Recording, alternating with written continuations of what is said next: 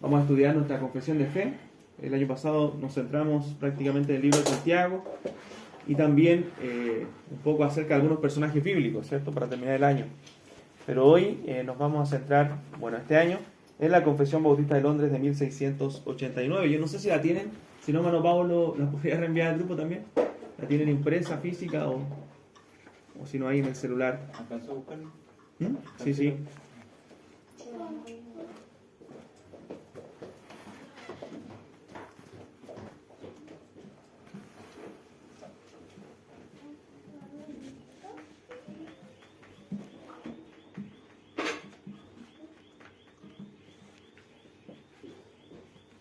Bueno, es importante conocer lo que nosotros creemos, lo fundamental de nuestra doctrina, lo que la palabra del Señor enseña.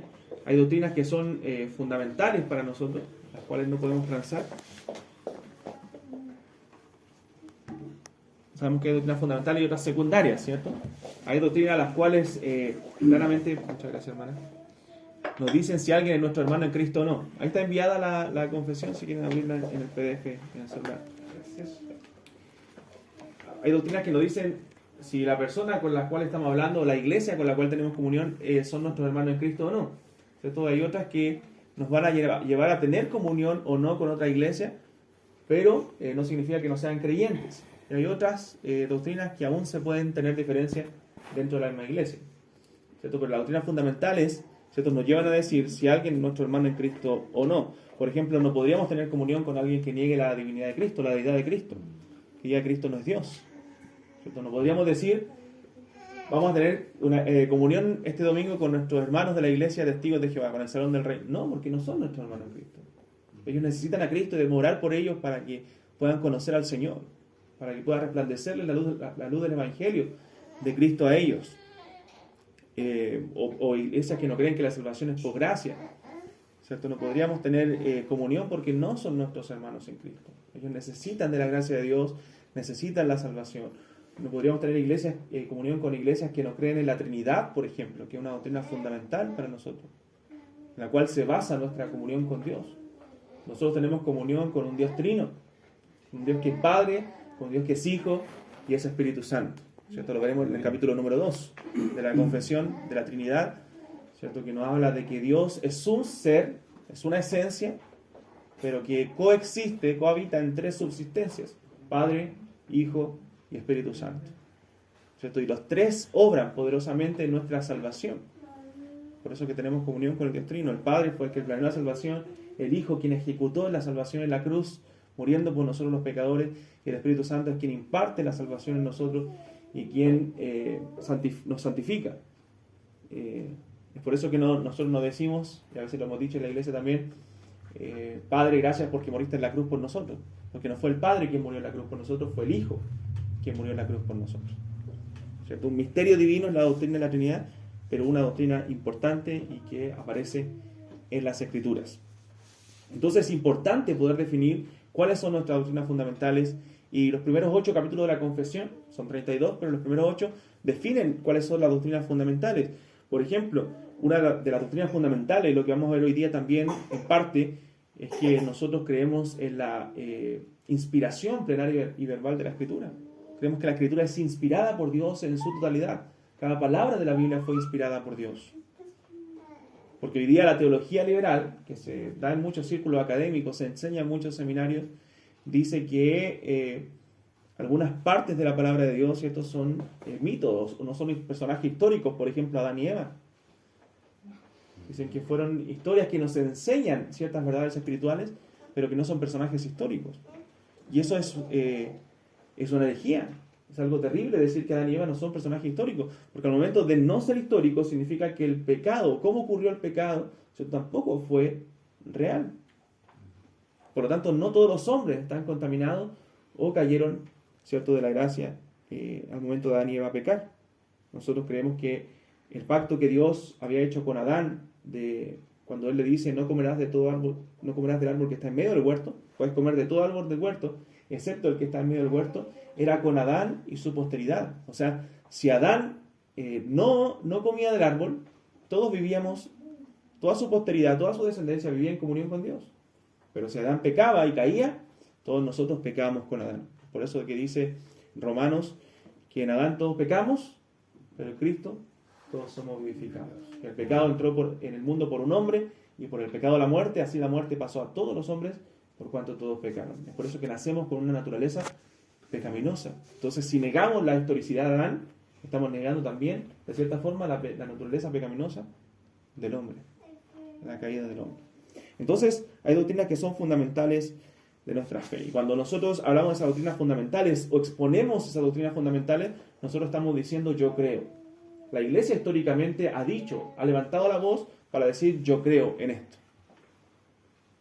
¿Cierto? El tema es que nosotros tomamos una confesión de fe histórica de los primeros bautistas del año 1600 para adoptarla, ¿cierto?, como nuestra confesión de fe. No quisimos hacer una propia, justamente por a veces los peligros que pueda conllevar hacer una propia, ¿cierto? Y a veces, lamentablemente, algunos acomodan esas creencias a su conveniencia, pero nosotros quisimos adoptar lo que han creído los bautistas, por lo menos particulares, desde que nacieron en el año 1600.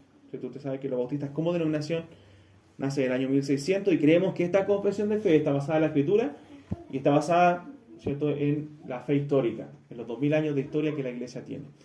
La Iglesia, hermano, no nació ayer, la Iglesia tiene 2000 años de historia. Si bien la historia no es infalible, la palabra de Dios es infalible, debemos considerar la historia para saber qué la Iglesia, en el transcurso de la historia, consideró como herejía y qué la Iglesia no consideró como herejía. Por ejemplo, si vamos al siglo IV, corría el siglo IV y se levanta un hombre llamado Arrio, ¿cierto?, que comienza a enseñar que Cristo no era Dios igual al Padre, sino que era una criatura de Dios el Padre, y que el Espíritu Santo era una fuerza del Padre. Y eso comienza en el siglo IV a contaminar las iglesias, y muchos adoptaron lo que se llama el arrianismo. Y comienza a contaminar la iglesia tuvo que levantarse y decir, esto es lo que nosotros creemos, y condenar en un concilio lo que Arrio creía, y condenarlo como hereje. Y ahí conocemos, ¿cierto?, que nace el credo niceno, que se llama el credo niceno, el concilio de Nicea.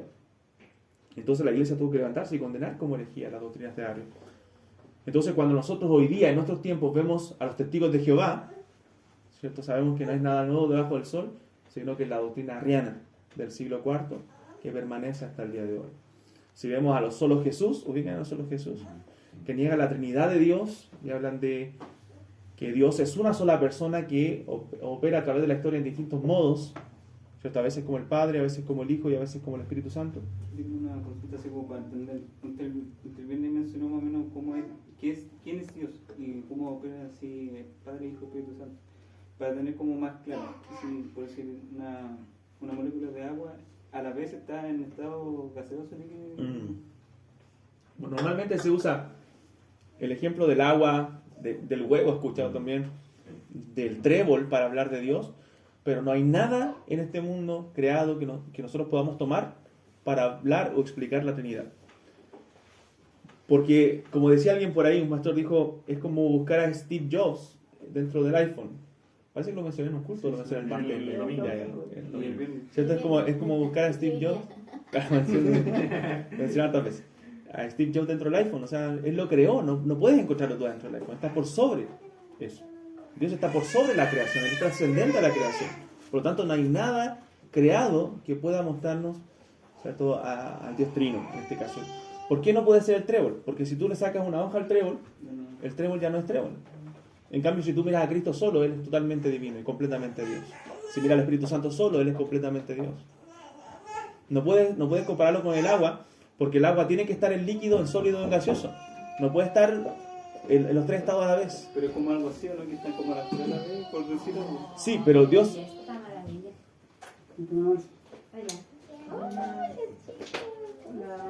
Si tú dijeras, es como el agua, sería modalismo, sería una herejía. Que enseña los solos Jesús, justamente. Que Dios lo puede encontrar en algunas veces con el Padre, en otras veces se manifiesta como el Hijo, y en otras veces opera como el Espíritu Santo.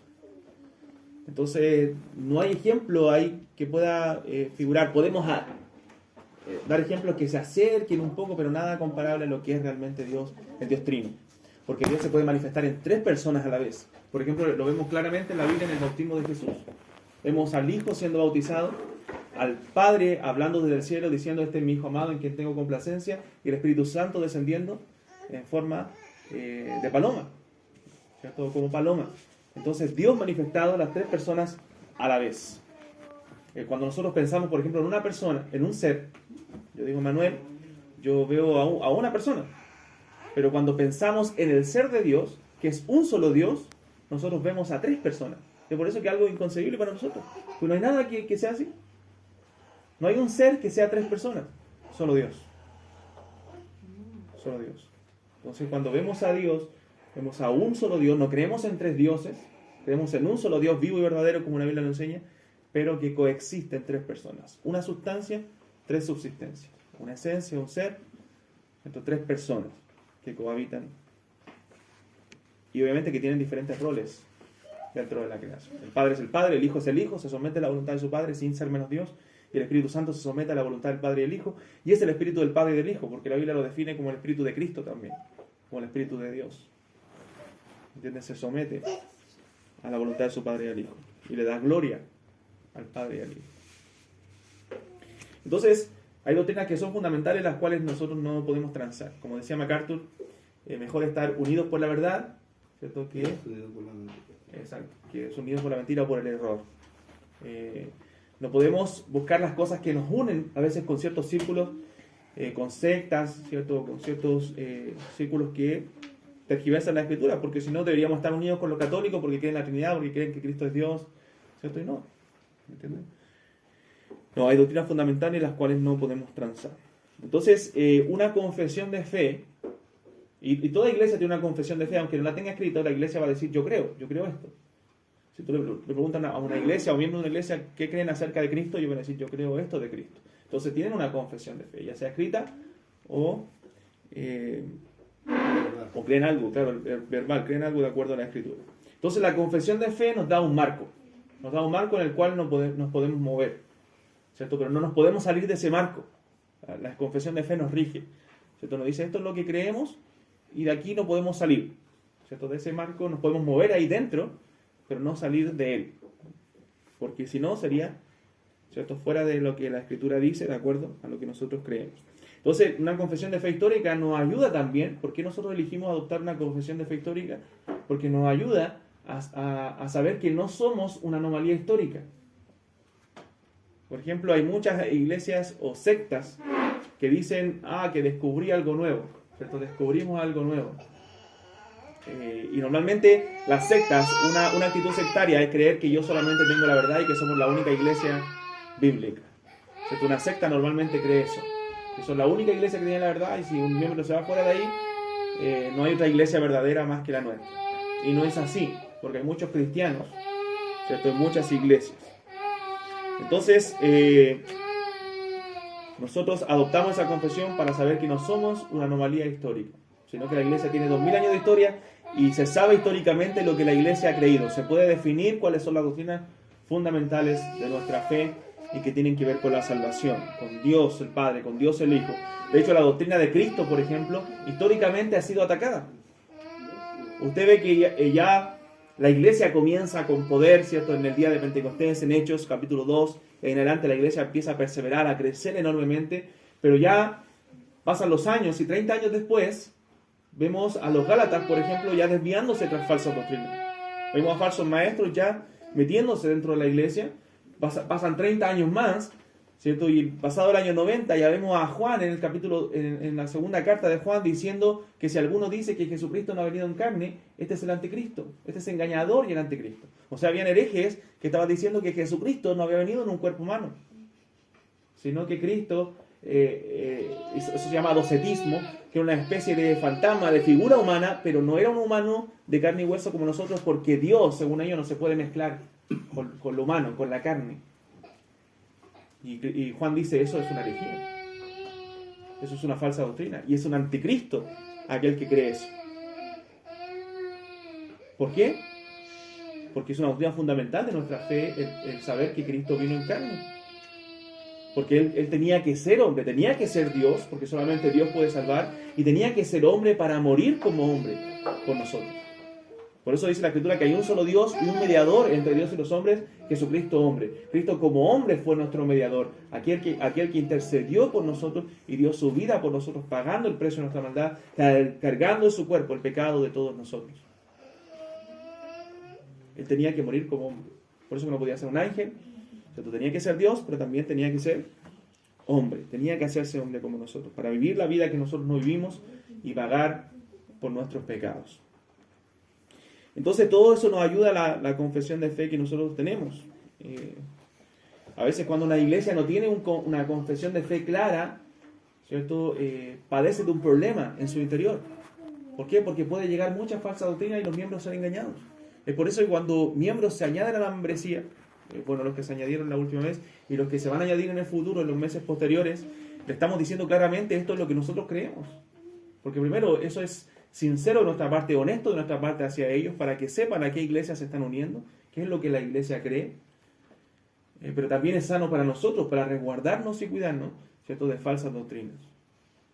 Porque cuando un miembro se une, acepta nuestra confesión de fe, ¿cierto?, firma el pacto de la membresía de la iglesia, y tenemos un compromiso de parte de ellos de no causar división con nuestras doctrinas, y que saben claramente lo que esta iglesia enseña. Y es honesto para ellos también, porque ellos saben a qué iglesia, a qué tipo de iglesia se están añadiendo. Entonces, si no están de acuerdo con algo, quizás a lo mejor tienen que buscar una iglesia de acuerdo a lo que ellos creen. Entonces, es sano en ese sentido el saber que no somos una anomalía histórica, sino que estamos dentro del contexto evangélico cristiano de los 2000 años de historia de la iglesia. Y cada vez que la iglesia tuvo que defender cierta doctrina como la Trinidad, Atanasio, en los primeros siglos tuvo que defender la doctrina de la Trinidad, bueno, hicieron credos, confesiones de fe. Confesiones de fe para decir esto es lo que creemos. Bueno, tenemos también, no sé si han escuchado el credo apostólico, que se lo adhiere también la Iglesia Católica, pero no es de la Iglesia Católica, es de la Iglesia Cristiana. Creo en Dios Padre, Todopoderoso, Creador del cielo y de la tierra, creo en Jesucristo. ¿Han escuchado ese credo? Ese no es católico, ese es de la Iglesia Cristiana de los primeros siglos. Ahí no existía la Iglesia Católica. Cuando la Iglesia era una, ¿cierto?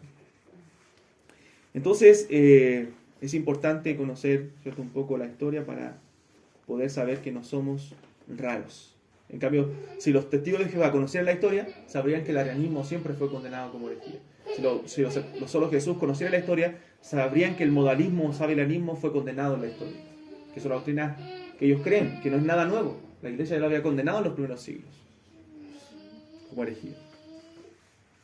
Entonces, el primer capítulo que vamos a ver se llama de las Sagradas Escrituras. ¿Preguntas hasta ahí acerca de la confesión de fe?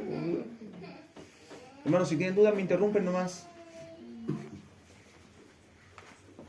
Gracias. Muy bien, vamos a leer el párrafo 1 del capítulo 1 de la confesión de la Sagrada Escritura. Hermana Marcia, por favor, si puede leerlo.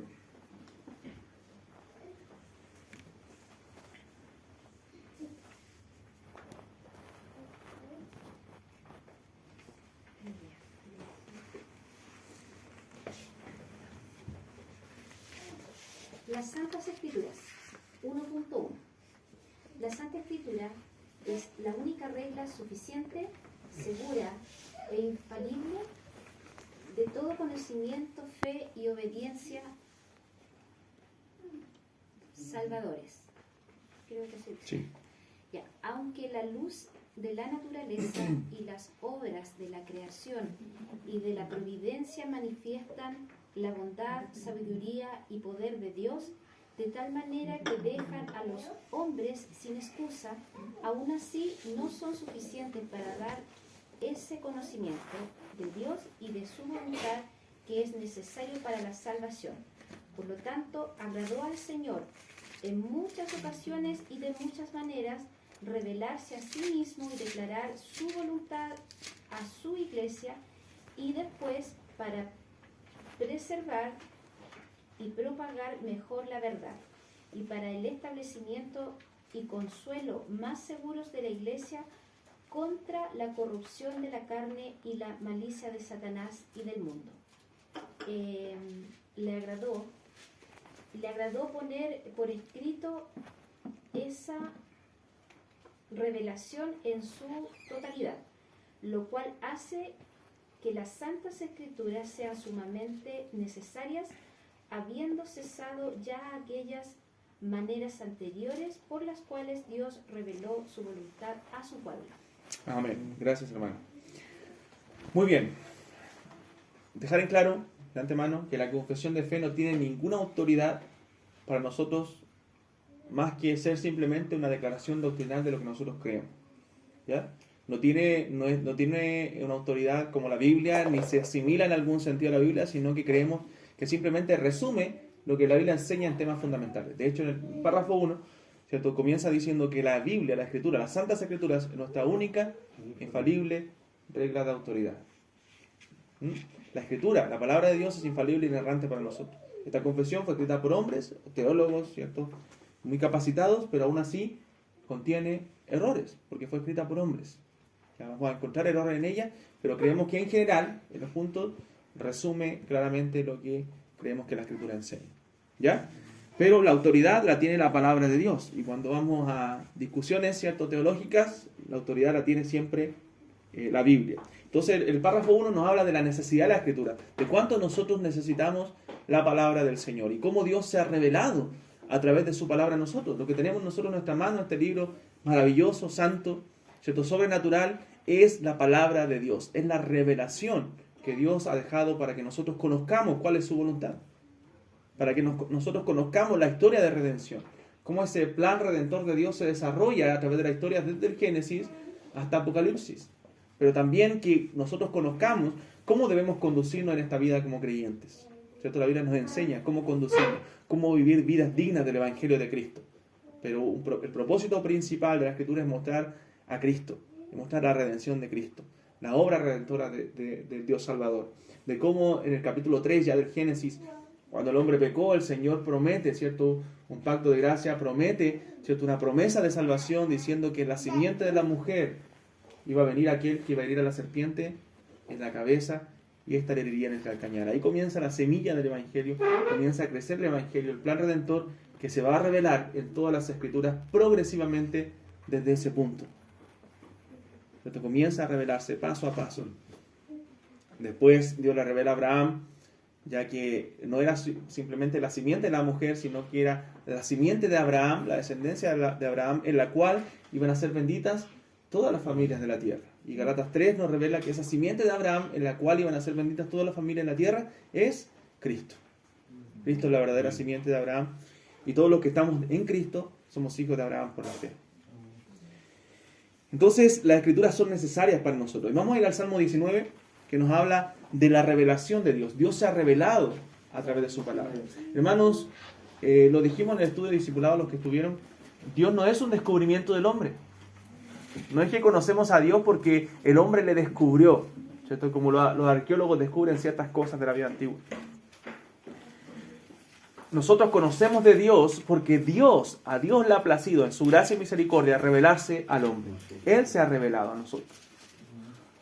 Y se ha revelado de una manera general a todos los hombres y se ha revelado de una manera especial a algunos hombres. Dice la Biblia en el libro de Romanos capítulo 1 que las cosas invisibles de Él, su eterno poder y deidad, se hacen claramente visibles por medio de las cosas hechas, de modo que no tienen excusa. O sea, Dios se hace visible, su poder se ha hecho visible a través de las cosas creadas, a través de la creación.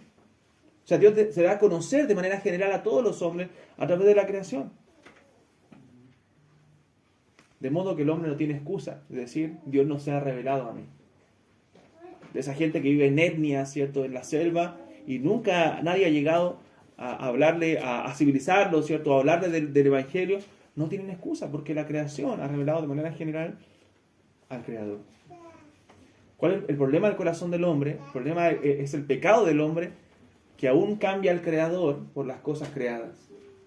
¿Cierto? Y comienza, en vez de adorar al Creador al ver la creación, adora la creación misma. Lo crearon. Lo crearon, exactamente. Y vemos a los panteístas, ¿cierto?, a los que creen que todo es Dios, que adoran la Pachamama y todo eso, que tenemos una cultura, ¿cierto?, mapuche en nuestro país, la cual es panteísta. Bueno, y la mayoría de los pueblos indígenas lo hacen. Entonces, las Escrituras nos señalan que Dios se ha revelado a nosotros. Salmo 19 nos habla de la revelación general de Dios y de la revelación especial de Dios. Dice, los cielos cuentan la gloria de Dios. Note, Dios se ha revelado al hombre. Los cielos cuentan la gloria de Dios y el firmamento anuncia la obra de sus manos. Una noche a otra noche declara sabiduría. No hay lenguaje ni palabras ni es oída su voz. Por toda la tierra salió su voz y hasta el extremo del mundo sus palabras. En ellos puso tabernáculo para el sol. Y éste, como esposo que sale de su tálamo, se alegra cual gigante para correr el camino. De un extremo de los cielos es su salida y su curso hasta el término de ellos, y nada hay que se esconda de su calor.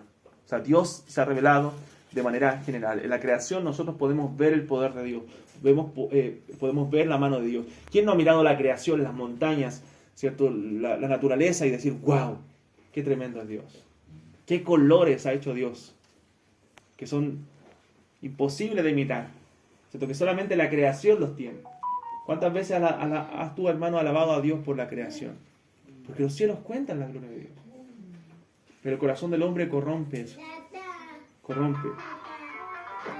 Y en el versículo 7, en el verso 7 ya nos comienza a hablar de la revelación especial ahora. La ley de Jehová es perfecta, que convierte el alma. El testimonio de Jehová es fiel. Lo cantamos recién, ¿cierto? Que hace sabio al sencillo. Los mandamientos de Jehová son rectos, que alegran el corazón. El precepto de Jehová es puro, que alumbra los ojos. El temor de Jehová es limpio, que permanece para siempre. Los juicios de Jehová son verdad, todos justos. Deseables son más que el oro, y más que mucho oro afinado, y dulce más que la miel, y que la miel que destila del panal. Tu siervo es además amonestado con ellos, en guardarlos hay grande galardón. Entonces, vemos nosotros que, por ejemplo, en el Antiguo Testamento, Dios se ha revelado de manera general a todos los hombres a través de la creación. Dios hace salir su sol sobre buenos y malos, hace llover sobre justos e injustos, pero de manera especial se revelaba solamente a algunos. Por ejemplo, ¿quién tenía a los profetas? ¿Quién recibía la palabra de Dios? ¿Quién veía sueños, visiones? Solamente el pueblo de Israel, en su mayoría, excepto algunas excepciones, ¿cierto? De gentiles. Pero ¿quién era el pueblo del pacto? El pueblo de las promesas. Israel. Había una revelación especial para ellos, que no era para todos. Entonces la revelación general ha sido para todos los hombres. Y Dios se ha revelado. Pero Él se ha revelado también de manera especial a algunos hombres. Y nosotros hemos recibido de esa revelación especial al momento de haber conocido a Cristo como Salvador. Porque tuvimos la gracia y la misericordia de Dios, la posibilidad de ser alcanzados por el Evangelio, de ser alcanzados por su gracia asombrosa, por su gracia maravillosa, por esa revelación especial, porque un día nos alumbró, ¿cierto?, el Evangelio de Cristo, resplandeció el Evangelio de Cristo en nuestros corazones. Porque el Dios de este siglo, dice la Biblia, tenía cegado el entendimiento nuestro. Pero Dios sacó el velo.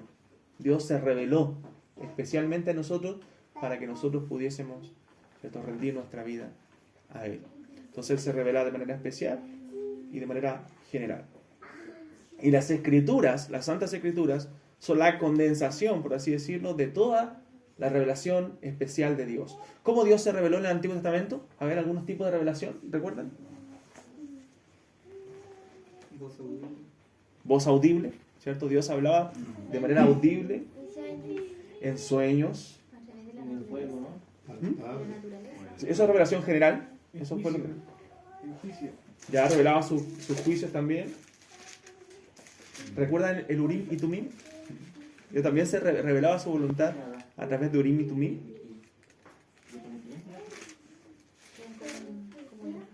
Visiones, profecías, sí, que usaban los sacerdotes para echar suertes, ¿cierto? Y decidir cuál era la voluntad de Dios. Vamos a Hebreos capítulo 1.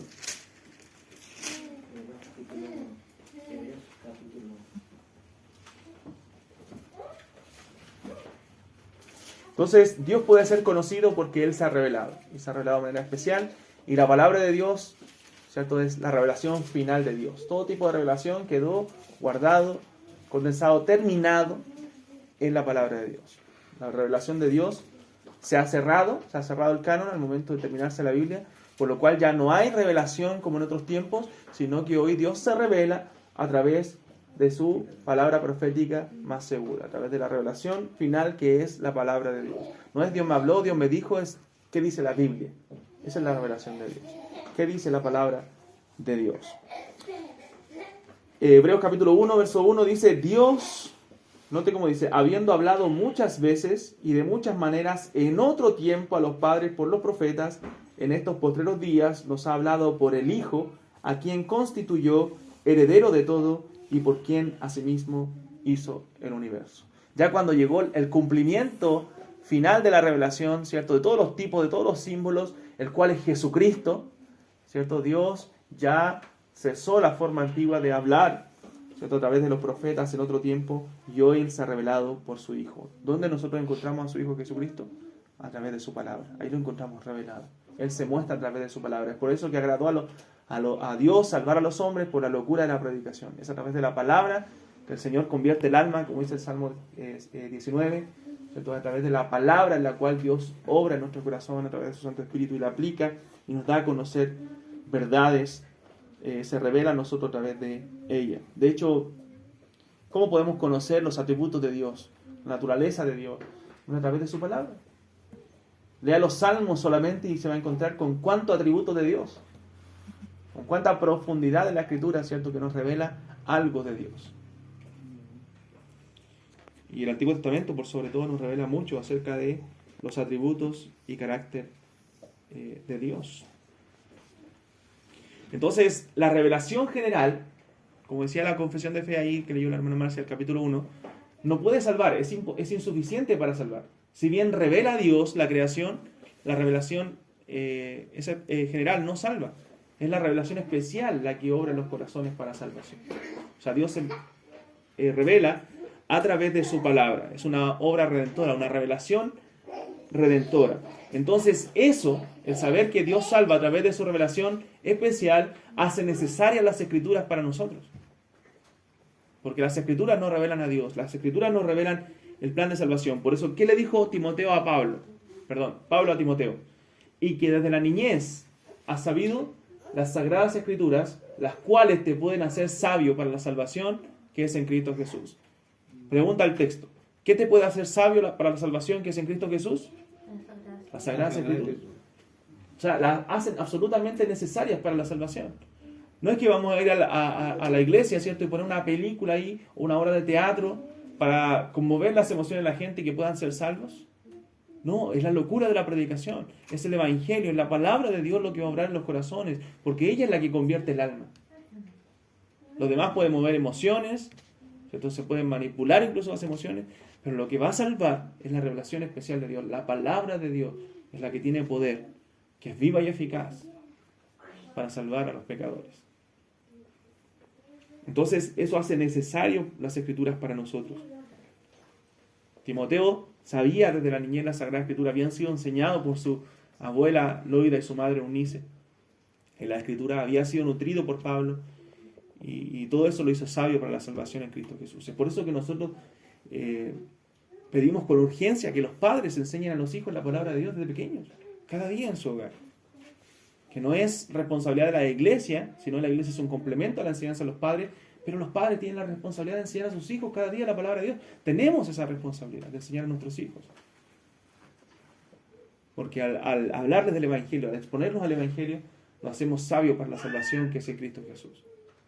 Los confrontamos con la verdad del Evangelio.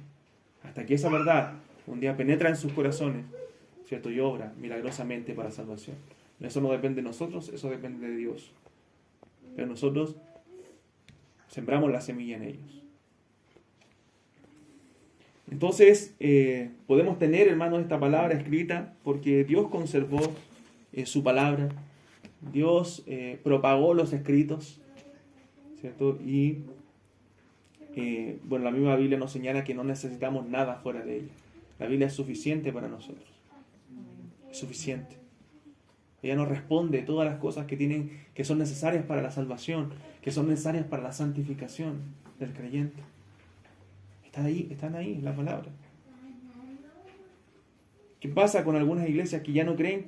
En la teoría creen que la Escritura es suficiente, pero ya en la vida de los creyentes, ¿cierto? Ya no es suficiente. En la práctica ya no es suficiente. Porque acudimos a otras cosas fuera de la Biblia. Hay problemas matrimoniales, hay problemas con los hijos, y vamos a la psicología, ¿cierto? Vamos a cosas fuera de la palabra de Dios. Cuando la palabra de Dios es suficiente para las cosas que tienen que ver con el alma, con el problema espiritual, que es la raíz del problema muchas veces. Es la palabra de Dios. Y por eso que no creo que hay psicólogos cristianos, como dice en alguna iglesia, no, que aquí hay psicólogos cristianos. No, no hay psicólogos cristianos en la Biblia. Hay cristianos que estudian psicología, pero no hay psicólogos cristianos. No hay. ¿Se entiende la diferencia? No hay, es como envolver la psicología dentro del cristianismo, no. Hay cristianos que pueden estudiar psicología, ¿cierto? Pero la psicología no tiene las respuestas, la palabra tiene las respuestas. La palabra de Dios tiene la respuesta y es suficiente para nosotros. Y lo bueno de la psicología, bueno, ya está en la palabra de Dios. Ahora, cosas de conducta, de personalidad, eso es diferente. Eso puede ayudar, hay técnicas que pueden ayudar. Pero temas del alma, porque la psicología, el origen, la etimología es problemas del alma. Y no, eso nos puede ayudar porque la Biblia ayuda. La Biblia sana esos problemas. Porque la psicología es una alternativa a la Biblia. No es un complemento a la Biblia, es una alternativa dejando fuera a Dios. Entonces nosotros creemos que la Escritura es suficiente. Muy bien. ¿Pregunta hasta ahí? ¿Todo claro? Ya. Párrafo... vamos a leer un texto. Segunda de Pedro, antes de pasar al párrafo siguiente. Segunda de Pedro. Capítulo 1.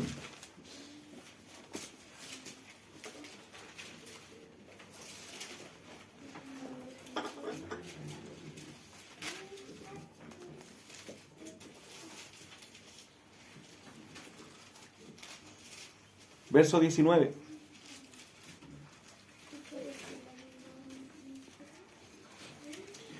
Segunda de Pedro 1:19. Dice: tenemos también la palabra profética más segura, a la cual hacéis bien en estar atentos, como una antorcha que alumbra el lugar oscuro hasta que el día esclarezca y el lucero de la mañana salga en vuestros corazones, entendiendo primero esto, que ninguna profecía de la Escritura es de interpretación privada, porque nunca la profecía fue traída por voluntad humana, sino que los santos hombres de Dios hablaron siendo inspirados por el Espíritu Santo. Nos vamos a centrar en los otros párrafos, en esos últimos dos versículos, que tienen relación al tema.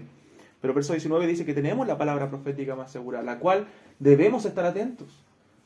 Lamentablemente hoy iglesias, que son la mayoría en nuestro país, en Chile, se centran en nuevas revelaciones y no se centran en la palabra profética más segura que tenemos, a la cual debemos estar atentos. Y se centran más en las nuevas revelaciones que ellos creen recibir.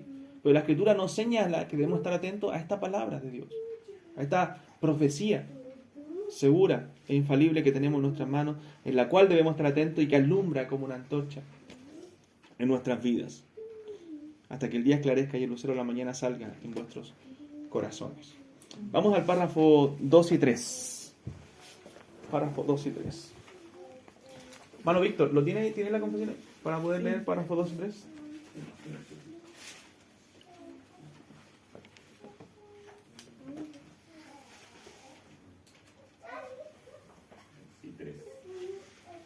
Ya.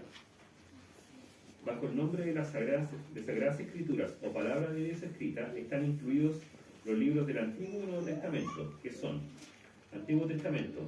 De Génesis y Apocalipsis, para que Ya, no lo vamos a mencionar todo. Ya. Todos ellos fueron dados por inspiración de Dios para ser la regla de fe y de vida. 3. Los libros comúnmente llamados apócrifos, no siendo de inspiración divina, no forman parte del canon o regla de la Escritura y por lo tanto no tienen autoridad para la Iglesia de Dios ni deben aceptarse ni usarse excepto de la misma manera que otros escritos humanos. Amén. Gracias, hermano.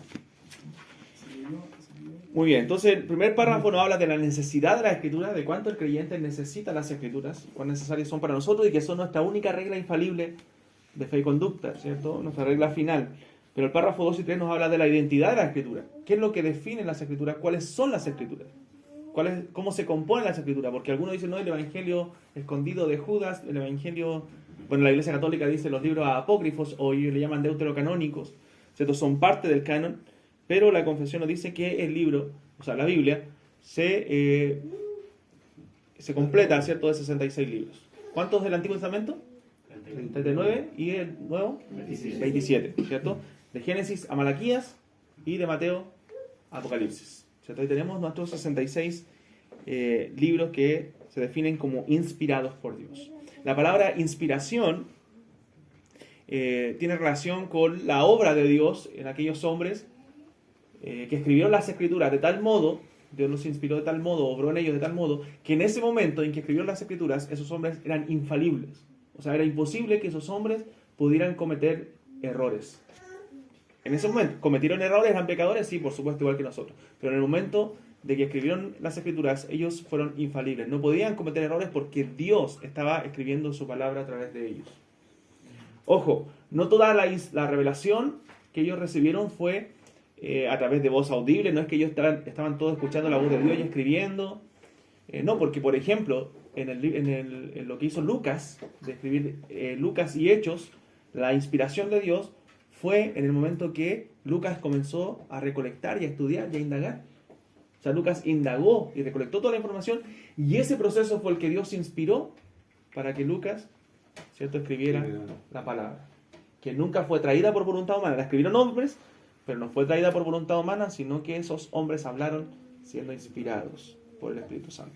La palabra inspiración, ahí en la Biblia, en 1 Pedro, la palabra griega quiere decir guiados. Es como si literalmente Dios hubiera tomado la mano de esos hombres para que escribieran. Fueron guiados completamente por Dios. En cambio, la palabra inspiración que aparece en 1 Timoteo es diferente. Está este texto, los santos hombres de Dios que fueron inspirados por el Espíritu Santo. En griego es diferente a cuando dice toda la escritura es inspirada por Dios. Es otra palabra griega. En el español se traduce las dos como inspirado, pero en griego es diferente la palabra. Acá inspirado en 1 Pedro quiere decir que fueron guiados por Dios, como si Dios tomara la mano. Y en Timoteo, cuando dice toda la escritura es inspirada por Dios y útil para enseñar, para corregir, para redarguir, para instruir en justicia, la palabra inspiración quiere decir que fue exhalada por Dios. Es como si la palabra fue soplada. Es sinónimo, ¿cierto?, pero fue soplada por Dios. Dios fue el autor, que está diciendo, de esa palabra. Toda la escritura es inspirada y es útil. Es suficiente para nosotros en toda área. En toda área. A fin de que el hombre de Dios, dice, sea enteramente preparado para toda buena obra. O sea, que el hombre de Dios sea maduro. ¿Se dan cuenta? No hay nada fuera de la Escritura que nosotros necesitemos para la madurez cristiana. La Escritura es inspirada por Dios con ese propósito, de equiparnos, para que lleguemos a la madurez. Entonces necesitamos solamente las Escrituras. Entonces, esos 66 libros fueron los inspirados por Dios. De Génesis a Malaquías, ¿cierto?, de Mateo a Apocalipsis. Las escrituras, hermanos, fueron escritas aproximadamente por 40 hombres, datos, ¿cierto?, básicos que quizás manejan, ¿cierto? Más de 40 hombres escribieron. ¿Por qué se dice aproximadamente 40 o más de 40? Porque hay algunos anónimos que no sabemos si lo escribió el apóstol Pablo, fue otro el escritor, por lo tanto sumaría o restaría autores. Por ejemplo, Hebreos siempre se dice que lo escribió el apóstol Pablo, pero realmente no se sabe quién lo escribió. Entonces podría sumar o restar un escritor más ahí a la Biblia. Pero se escribió por 40 hombres diferentes. Estos hombres vivieron en países y culturas diferentes. Se escribió la Biblia en 3 continentes: Asia, Europa y África. En esos 3 continentes fue escrita la escritura, ¿cierto?, en diferentes épocas, obviamente. ¿En un periodo de cuánto, más o menos? 1500 años, 1500, 1600 años. Tenemos el Antiguo Testamento, que es un periodo más prolongado, más o menos 1400, ¿cierto?, 1300, 1400 años, perdón, 1400, 1500 años. Y el Nuevo Testamento, que es más corto su periodo de escritura, que fue más o menos en 100 años, ¿cierto? Cuando Juan termina, desde que se comenzó a escribir realmente a que se terminó es mucho menos, pero el periodo que abarca son 100 años. Y obviamente el periodo que abarca el Antiguo Testamento es mucho más, porque abarca de la creación, ¿cierto? Los que creemos en una tierra joven, no en una tierra de antigua ni de millones de años, ¿cierto? Creemos a la luz de la Escritura que la Biblia no tiene más de 6.000, o sea, que la historia no tiene más de 6.000 a 10.000 años. ¿Cierto? Eso es lo que debería, los cálculos que han hecho los eruditos del tema, que la tierra no debería tener más de 6.000 a 10.000 años, no millones y millones de años, como dicen la pseudociencia. Entonces, desde el año 1400 aproximadamente hasta el año 100 después de Cristo, fueron escritos. Se escribió en 3 idiomas, ¿cierto? 2 que predominaron y algunas partes pequeñas en 1. ¿Recuerdan los idiomas del Antiguo Testamento? En hebreo, el antiguo, en hebreo. Y partes pequeñas, ¿cierto? En arameo. Partes pequeñas en la lengua caldea, ¿cierto? Sobre todo en el cautiverio babilónico, partes de Jeremías, de Daniel, ¿cierto? Que se escribieron en arameo, que era la lengua babilónica. Y en griego, ¿cierto? El Nuevo Testamento, obviamente, porque en el periodo intertestamentario, esos 400 años que hay de silencio en la Escritura, ustedes saben que los griegos conquistaron el imperio, Alejandro Magno, Carlos Magno, y impulsaron, ¿cierto? Su cultura ahí en el mundo antiguo. Es por eso que vemos que el Nuevo Testamento se escribe en griego por la influencia de la cultura, ¿cierto? Griega. Pero ya los romanos habían conquistado el imperio, ¿cierto? Sabemos que la Biblia termina, bueno, Nabucodonosor había conquistado los babilonios. ¿Recuerdan la estatua de Daniel que muestra todo eso? La estatua que interpretó Daniel. Los babilonios habían conquistado el imperio, luego los medos persas conquistan a los babilonios y ahí termina el Antiguo Testamento, ¿cierto? Con el imperio medo-persa. Pero en el periodo intertestamentario los griegos toman el control y ya cuando vemos el inicio del Nuevo Testamento los romanos habían conquistado ya el imperio y tenían controlado el mundo antiguo. Entonces, el griego fue el idioma que predominó en la escritura del Nuevo Testamento. ¿Ya? Y contiene 2 grandes divisiones. Sabemos que es el Antiguo Testamento y el Nuevo Testamento. Entiéndase testamento no como lo que nosotros sabemos hoy día, ¿cierto? Que un papá dejó un testamento para dejarle herencia a los hijos. Testamentum viene del latín, es tomado del latín testamentum, que significa pacto. El antiguo pacto y el nuevo pacto. De eso está hablando la Escritura. El antiguo pacto y el nuevo pacto. ¿Qué versión geográfica contempla el antiguo... No, el antiguo mundo, ¿cómo que lo mencionó? Sí, el mundo antiguo. Es lo que se conocía hasta entonces de conquista. Lo que en se... la actualidad, ¿se sabe qué más corresponde? Bueno, atrás siempre en las Biblias hay un margen de... No sé si en todas las Biblias, pero en algunas sí. ¿De las pastorales? Pero más o menos abarcaba de... no, sí, quizás en algunas Biblias. El mundo antiguo, ahí está. Ah, no, pero es el mundo antiguo de los periodos de Lo que rodeaba el mar Abraham. Mediterráneo. Sí, lo que contemplaba Italia, El norte de África. Grecia. Sobre todo donde se escribieron las cartas de la iglesia. Arabia. Claro, bueno, era Turquía, Asia Menor era Turquía, pero la zona de Italia, Grecia, Etiopía, por abajo, todo el mundo antiguo, hasta España. Pero habría que ir a estudiar la historia para ver qué es lo que... ¿Usted tiene? No, pero ese es el mundo antiguo en el periodo de Abraham, por ahí. ¿Margot? Sí, me surgió una duda. Bueno, obviamente nosotros creemos en la inspiración de Dios que inspiró a hombres para poder escribir la Escritura, pero Dios pudo haber escrito él la palabra suya, no haber ocupado a hombres. ¿Por qué? Porque yo tomo como referencia lo que dice el libro de Éxodo, que lo estaba buscando, que dice que el versículo 18 del capítulo 31 dice: y dio a Moisés, cuando acabó de hablar con él en el monte de Sinaí, 2 tablas de testimonio, tablas de piedra escritas con el dedo de Dios. Sí.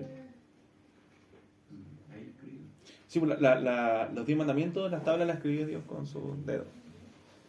Sí. Entonces, yo podría, a la luz de ese texto, podría decir de que Dios, obviamente, le plació a él utilizar a hombres, ¿cierto? Exacto.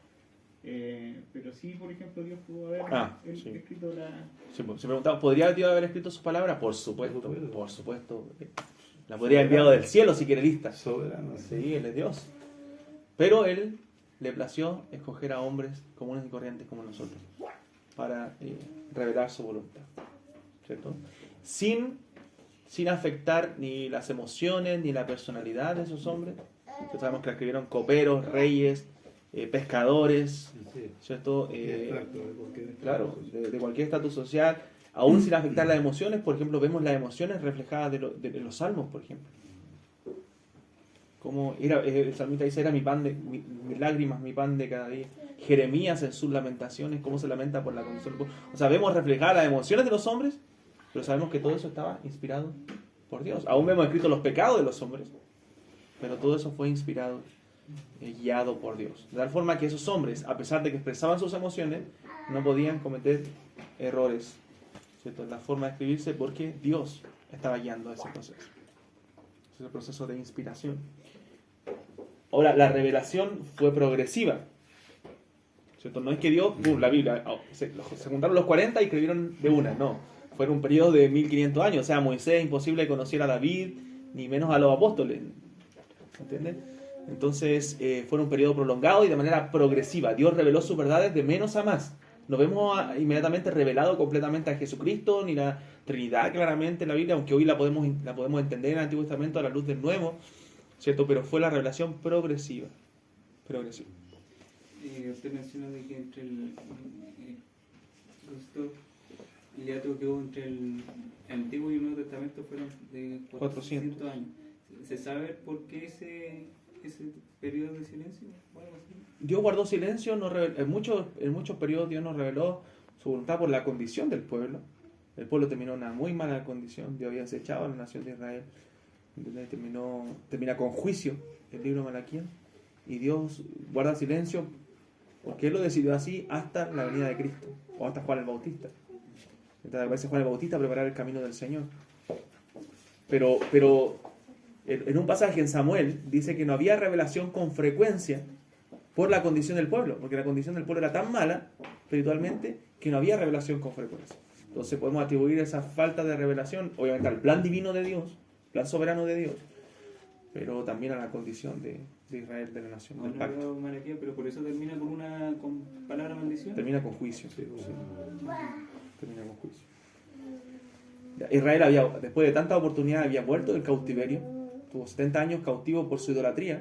Israel sale del cautiverio babilónico, ya aprende de alguna forma a no adorar ídolos, ya no vemos ni en los últimos libros, Ageo, Zacarías, Malaquías, ya no vemos al pueblo de Israel adorando ídolos. Habían dejado esa práctica, aprendieron en el cautiverio, pero sí igual siguieron con su condición espiritual deplorable y su pecado. Y vemos la contaminación que habían los sacerdotes, que ofrecían sacrificio, pero ofrecían animales ciegos, cojos, y todo eso, que se ve en Malaquías. Entonces toda esa revelación de Dios se condensa, ¿cierto?, en este libro que nosotros tenemos, que es la palabra de Dios. De los autógrafos, los escritos originales se les llama autógrafos.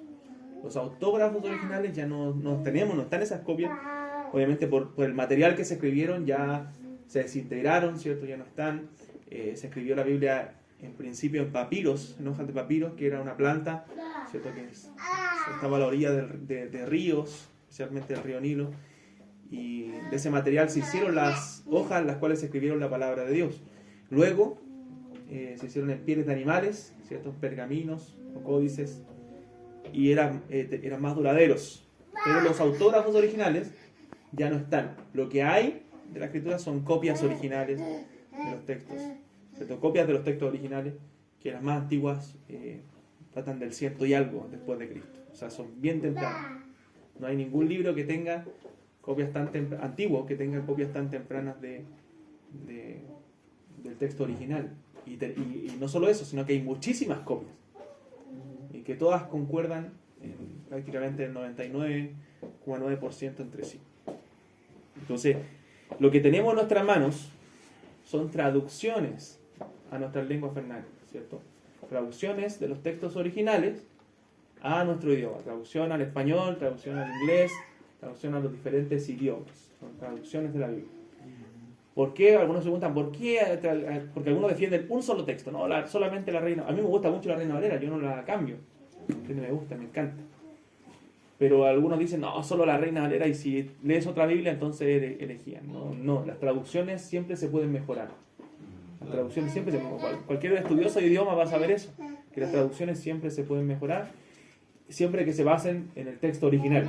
Si entonces hago una traducción de la traducción, se va a ir cambiando. Pero si voy a los textos originales, ¿cierto?, eso siempre puede mejorar. También sabemos que nuestra lengua no es una lengua muerta.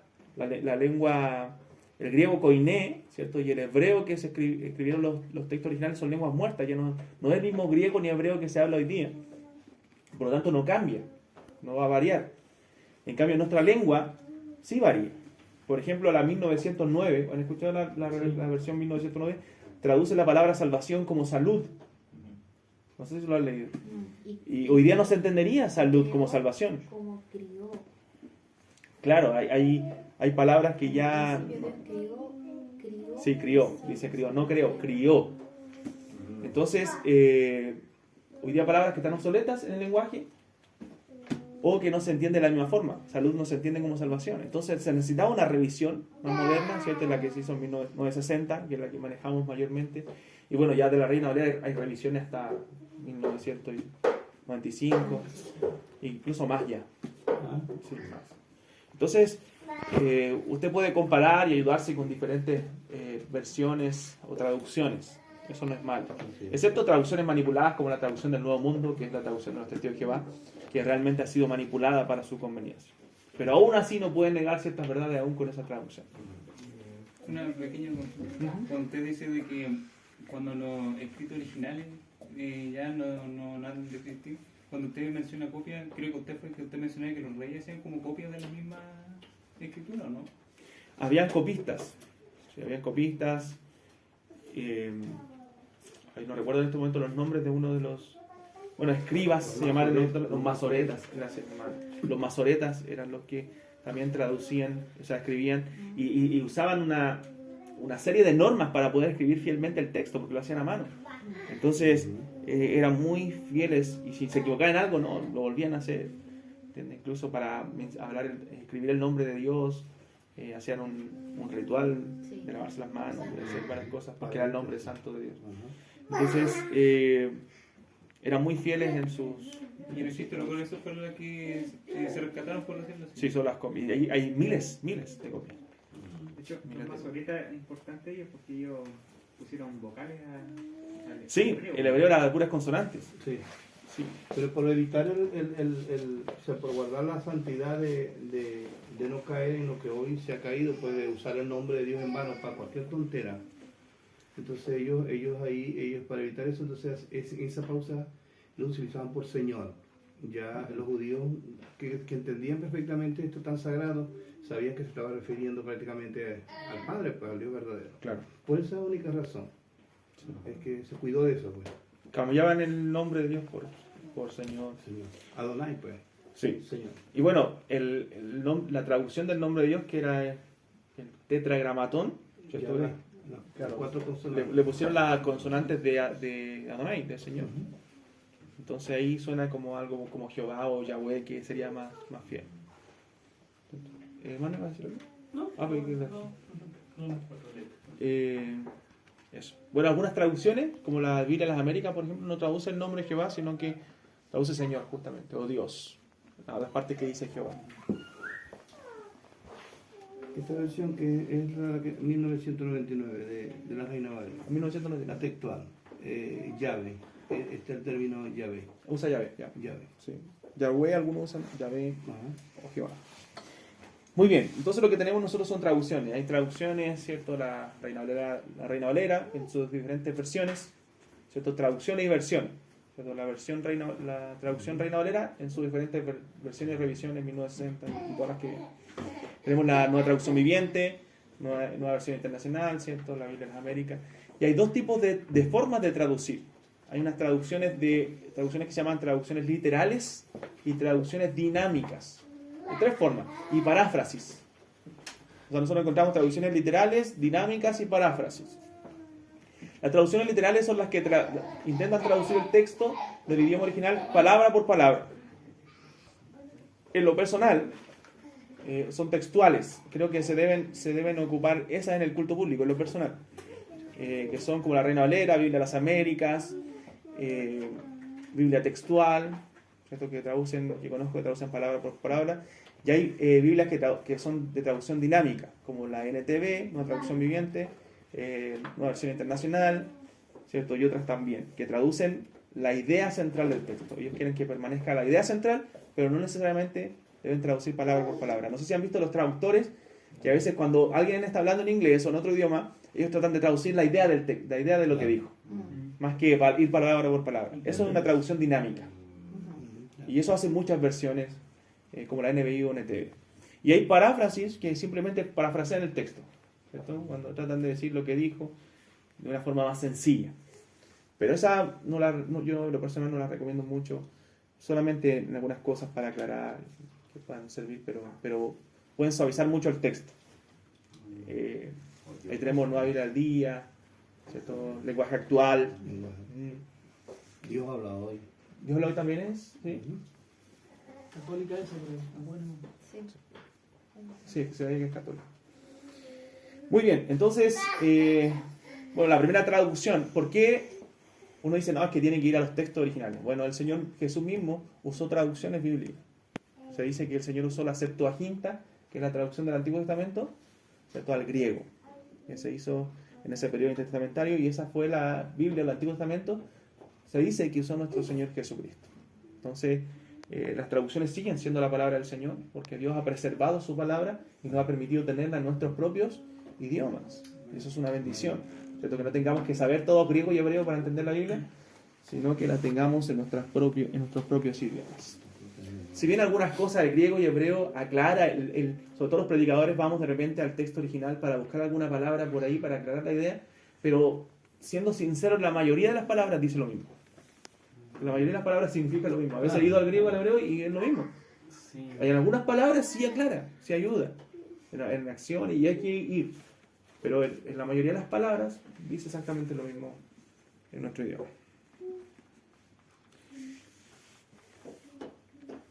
Entonces, tenemos la división. Nosotros tenemos la Biblia dividida de manera temática, no cronológica. Algunos piensan que tenemos la Biblia cronológica, ¿cierto? Y no, está temáticamente dividida nuestra Biblia. Porque si fuera cronológica, segundo de Crónicas, ¿cierto? Segundo de Reyes, ¿cierto? Y Esdras, Nehemías deberían estar casi al final de la Biblia. Según tendría que estar de primero. Dice que es el libro más antiguo de la Biblia, el libro de Job. No tendría claro. que estar en Génesis. Claro. Entonces. Claro, dicen que Job es más el primero en escribirse. Exactamente.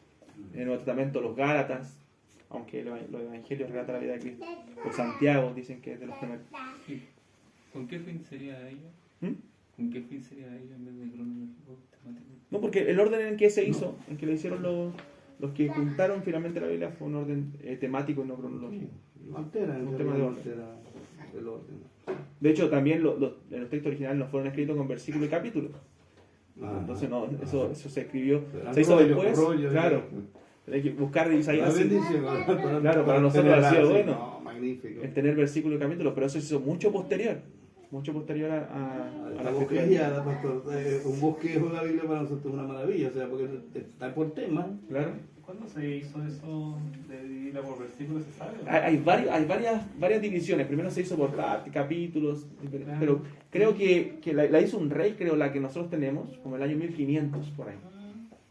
La que nosotros conocemos hoy día, como tal.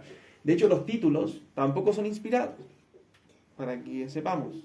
Los títulos que aparecen ahí, arribita Sería como una síntesis. y a veces las divisiones como que cortaran la idea del texto. A veces ayudan y a veces como que cortan la idea y nosotros nos guiamos por los títulos.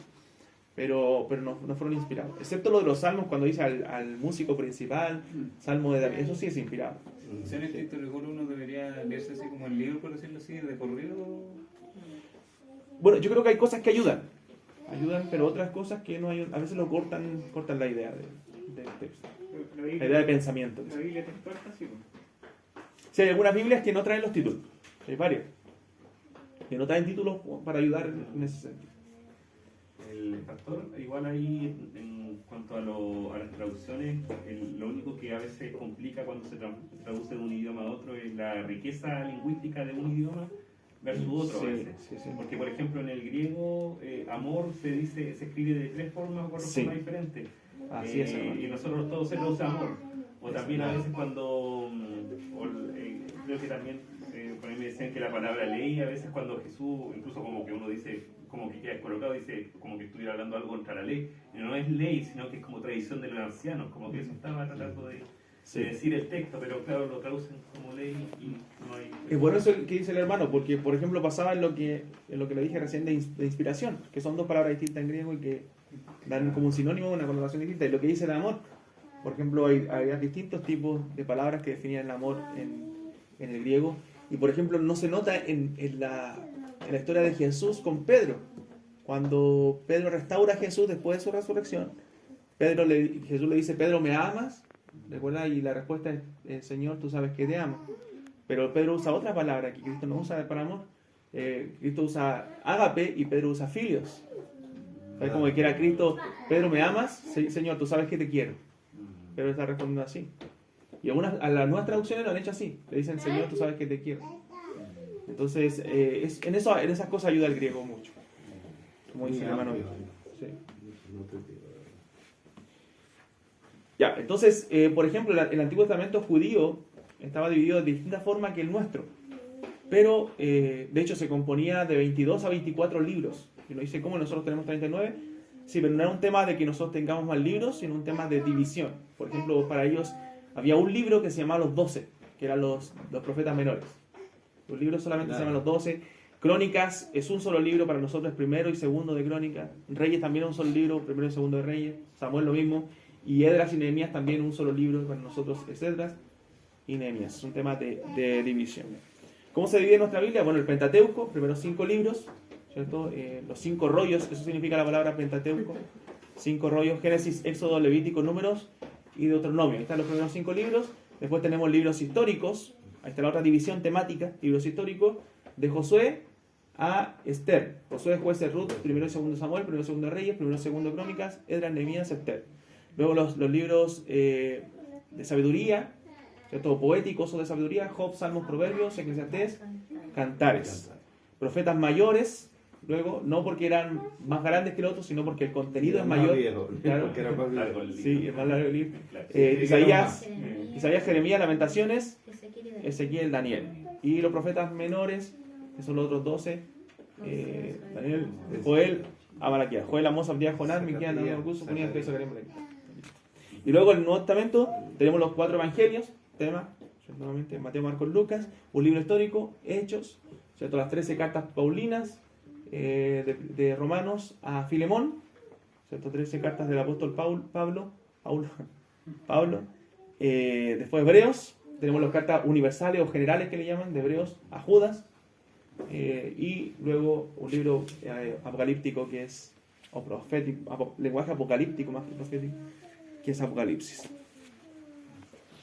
Y ahí tendríamos la división. Creo que eso se llama apologética, creo que es la apologética, que es la historia que es la que define la escritura, tanto interna como externa. La que defiende. La que profundiza la escritura, a la apologética es lo que hace entender la profundidad de la escritura, tanto interna como externa.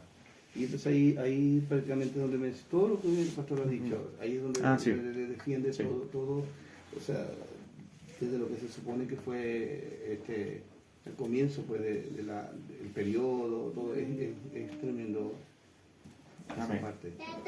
Amén, pastor. Muy bien. Disculpe, hay una cosa también porque es interesante el tema, ¿no?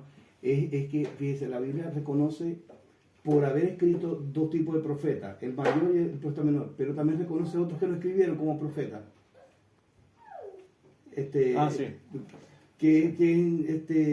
Juan el Bautista no escribió nada y fue Elías. Porque mucha gente, y es bueno disculpe, porque hay mucha gente que dice, pero según la escritura reconoce profetas mayores y menores por la extensión de lo que escribieron. Los mayores, lo que el pastor menciona, ¿no? Desde Isaías, y los menores también porque, su escrito fue, pero es extraordinario que la Biblia también reconoce a unos profetas que no escribieron. Pero es la soberanía de Dios.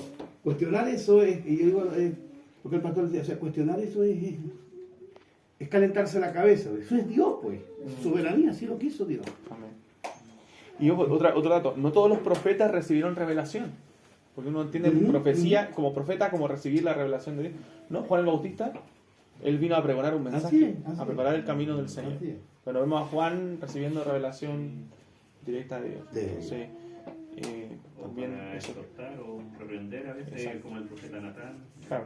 En ese sentido, los predicadores debemos ser profetas, ¿entiendes? Así De es. comunicar el mensaje, pero el mensaje ya está revelado Amén. en la Escritura. Eso.